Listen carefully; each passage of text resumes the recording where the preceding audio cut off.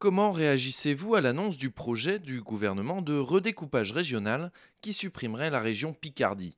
Le vrai débat, c'est le débat des communes qui sont trop nombreuses et c'est le débat des conseils généraux, des départements donc, qui sont également un échelon sans doute dont on peut se passer.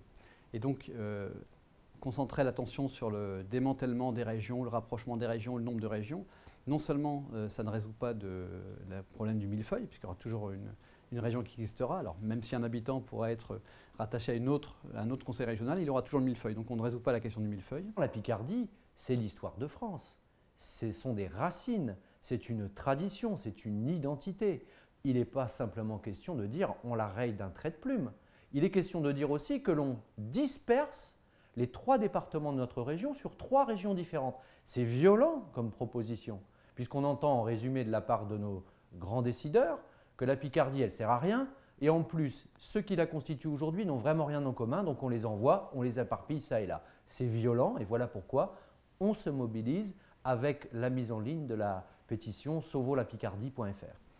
Ensuite, la difficulté, c'est qu'on porte même atteinte aux efforts qui ont été faits depuis de nombreuses années pour que l'action régionale soit accentuée. Et notamment, c'est étonnant qu'avec l'acte 3 de décentralisation qui s'annonce, eh bien, on ait au contraire des choix qui aillent à l'encontre du renforcement des régions. Ce que je veux, c'est qu'effectivement qu'on spécialise les collectivités pour éviter qu'elles se courent les unes derrière les autres, qu'on donne pourquoi pas plus de pouvoir aux élus, comme cela a été envisagé avec le conseiller territorial, qui était une bonne idée.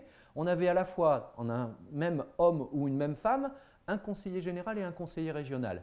Plus de pouvoir entre les mains d'une même personne, capacité de décision supérieure, capacité d'accompagner un chef d'entreprise, par exemple, qui cherche à se développer de A à Z. C'est une bonne solution. Ça renforce le poids de décision des élus, ça renforce aussi leurs responsabilités et ça va demander plus de travail pour les élus, il faut qu'ils en soient conscients, mais ça me semble être le gage de l'efficacité de l'action publique de demain. Bien sûr, on est établissement public, on s'adaptera aux décisions du gouvernement.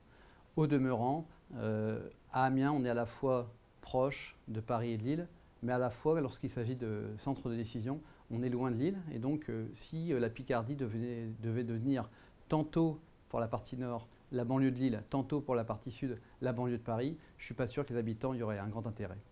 Nous allons déposer une motion devant le Conseil régional de Picardie pour que tous les élus, toutes tendances politiques confondues, fassent l'union sacrée pour dire qu'ils ne veulent pas la disparition de leur région. C'est très important pour moi que l'on ait l'union républicaine pour que les citoyens sentent que ce n'est pas un combat de boutique, que c'est vraiment un combat raisonné, républicain. Au début du mois de février, nous allons engager le combat en mobilisant les acteurs économiques, les acteurs institutionnels, les acteurs associatifs de toute notre région pour peser dans le débat.